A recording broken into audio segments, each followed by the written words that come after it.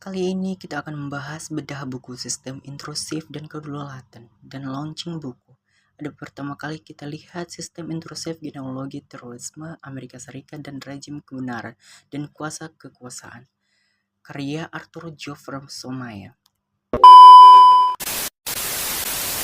Semuanya, perkenalkan nama saya Enos Purnawan Lase. Saya mahasiswa Universitas Kristen Indonesia, Prodi Hubungan Internasional Angkatan 2022. Pada kali ini kita akan membahas tentang bedah buku sistem intrusif yang dibawakan oleh Arthur Geoffrey Somaya, di mana buku ini menceritakan tentang berbagai ekonomi perdagangan di kawasan Eropa dan sistem intrusifnya dan kebijakan politik yang diambil alih oleh Uni Eropa sendiri. Dan kali ini kita akan membahas persaingan ekonomi pada Perang Dingin, meliputi berbagai bidang seperti senjata, atom, perekonomian, kebijakan luar negeri, hingga teknologi luar angkasa. Dalam hal ini terjadinya karena Perang Dingin adalah persaingan Amerika dan Uni Soviet dalam merebut pengaruh negara lain guna memperkuat bloknya masing-masing. Perang Dingin terjadi pada tahun 1947 setelah Perang Dunia Kedua. Setelah berakhir ketika hubungan AS dan Uni Soviet memburuk setelah bersekutu dalam blok poros. Pada abad ke-19, negara-negara Eropa merebutkan kekuasaan di seluruh Eropa. Bagian-bagian Eropa mengalami kemajuan yang cukup pesat meliputi sektor politik, ekonomi, dan militer. Kekuatan Eropa seperti Inggris dan Prancis telah membangun kekuatan kolonial di setiap sudut dunia, sehingga negara-negara Eropa kembali membuka industri dijual di luar Eropa. Beberapa skema integrasi ekonomi regional dibentuk Eropa pada dekade setelah Perang Dunia Kedua, termasuk komunitas batu bara dan baja Eropa pada tahun 1952, yang akhirnya berkembang menjadi komunitas di Eropa pada tahun 1957. Eropa merupakan satu komunitas politik lahir jauh sebelum 1945. Sebelum reformasi pada abad ke-16, kesetiaan kepada Roma memberikan kepuasan otoritas supranasional atas bagian besar di Eropa. Eropa merupakan contoh blok regional yang negara-negara anggotanya yang telah terintegrasi yang begitu mendalam sehingga dikatakan federalisme.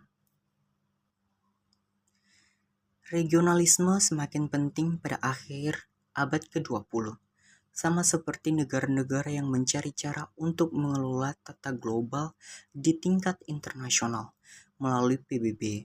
Kekuatan pendorongan di balik regionalisme dapat berasal dari alasan ekonomi ataupun politik masyarakat di Eropa.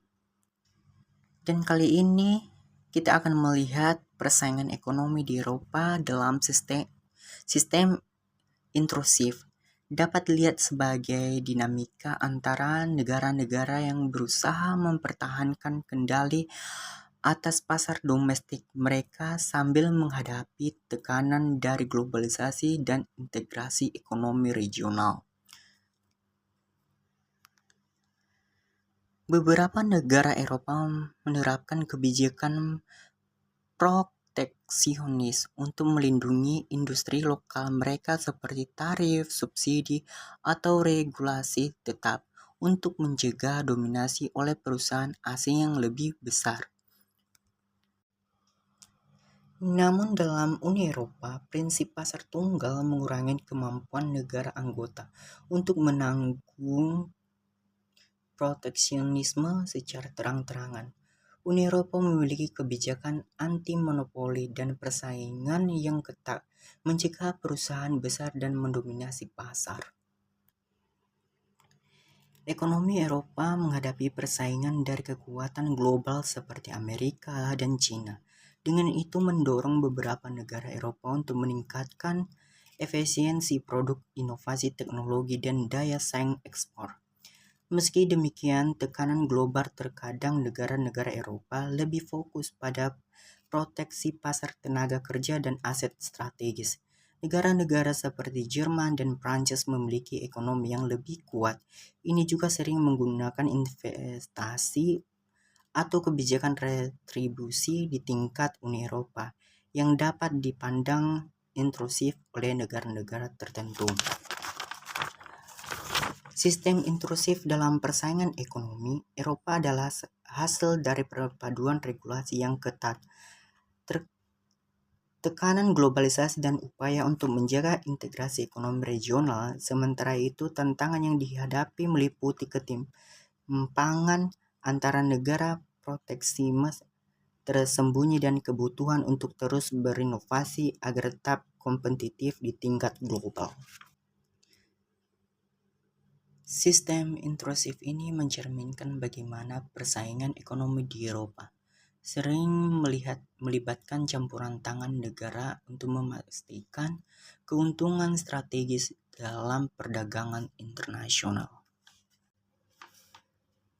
Kali ini kita akan melihat konflik di kawasan Eropa dengan sistem intrusif.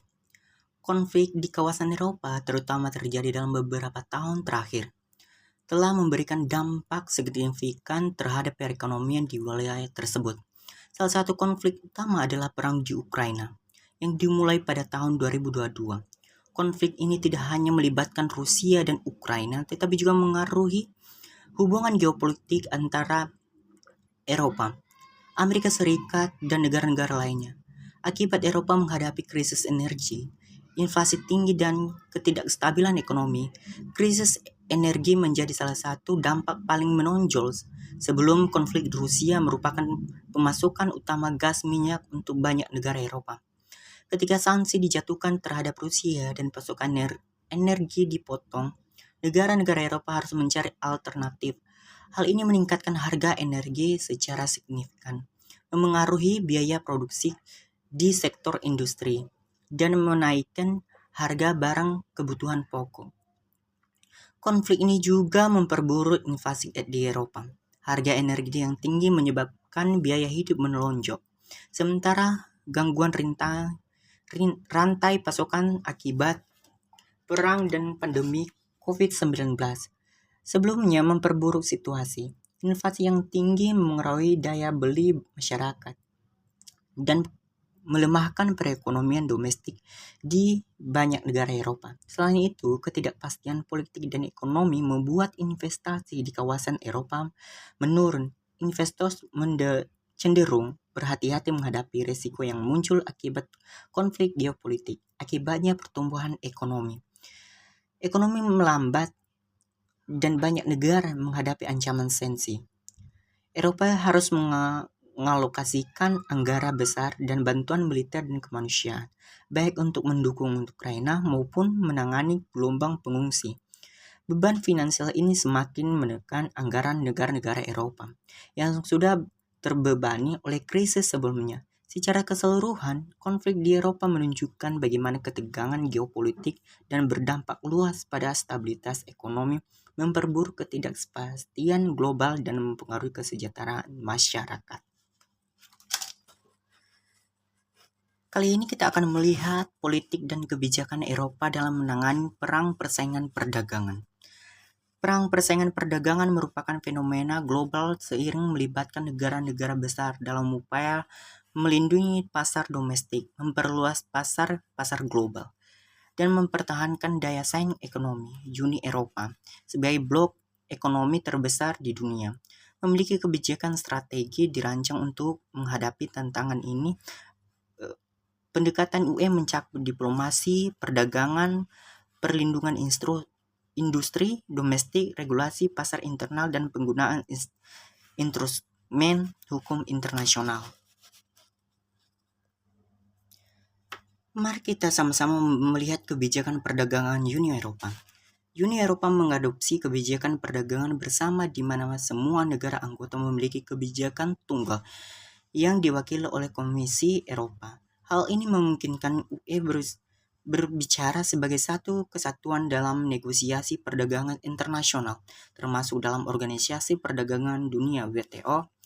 Uni Eropa mempromosikan perdagangan bebas adil melalui perjanjian perdagangan bilateral dan multilateral, tetapi juga melindungi kepentingan strateginya dengan berlaku tarif, kuota atau instrumen lain menyeimbangkan persaingan.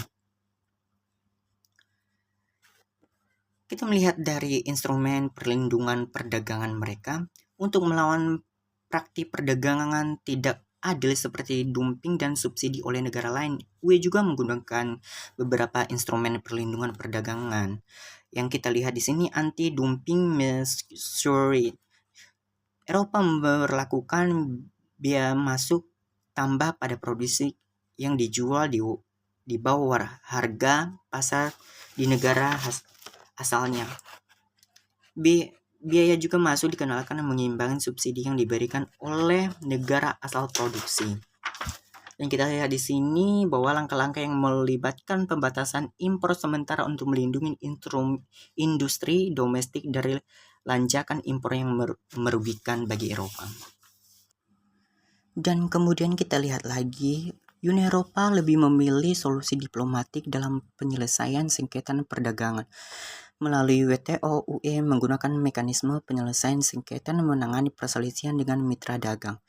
Contoh yang kita kenal adalah perselisihan dengan Amerika Serikat terkait subsidi Boeing dan Airbus. Dalam kasus ini, Uni Eropa memilih untuk mengikuti prosedur hukum WTO daripada membalas secara pihak. Uni Eropa juga semakin fokus pada penguatan otonomi strategi dalam sektor-sektor penting seperti teknologi digital, energi hijau, dan farmasi. Ini juga dilakukan mengurangi ketergantungan pada negara-negara tertentu seperti China, Amerika Serikat, dan sering menjadi sumber ketegangan dalam persaingan perdagangan. Mungkin dalam keseluruhan kesimpulannya bahwa yang kita ambil dalam menghadapi perang perdagangan dengan sistem intrusif, Uni Eropa juga menggunakan pendekatan yang seimbang antara proteksi domestik dan keterlibatan global. Politik dan kebijakan Uni Eropa dalam mengenai perang persaingan perdagangan didasarkan pada keseimbangan antara promosi perdagangan bebas dan perlindungan pasar domestik. Dengan pendekatan multilateral menggunakan instrumen hukum internasional, strategi penguatan otonomi strategis, Uni Eropa berupaya menghadapi tentang dan dinamika perdagangan global.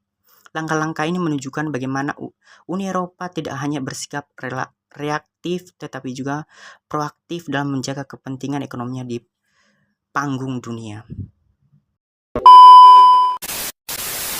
Semuanya, terima kasih atas kesempatannya dan semoga apa yang menjadi pembelajaran pada bedah buku sistem intrusif ini bisa membawa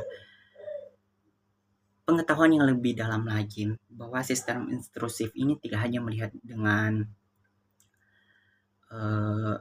politik, ekonomi, dan dia juga melihat berbagai persaingan perdagangan yang ada di Uni Eropa dengan menggunakan sistem intrusifnya.